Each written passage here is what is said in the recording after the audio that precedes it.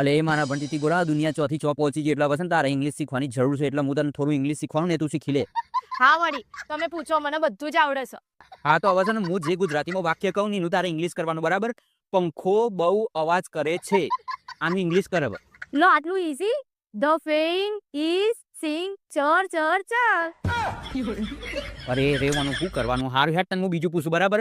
હું ઘરે જઈ રહ્યો છું આનું ઇંગ્લિશ કરે હેડ હવે. આઈ એમ ગોઈંગ ટુ ઘર.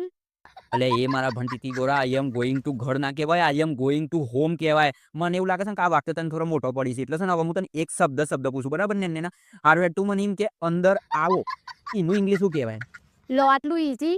In in. એટલે એ મારા અભણ મેટાડોર એને ઇન ના કહેવાય એને કમિંગ કહેવાય. હું કરવાનું યાર મારે તારું. હારું હેડ હું તને છેલ્લો શબ્દ પૂછું બરાબર વન વાર રીતે તો જવાબ આલ દેજે. ઉપર જુઓ આનું ઇંગ્લિશ કરીને બતાય મને. આકાશ લુકિંગ. આકાશ લુકિંગ.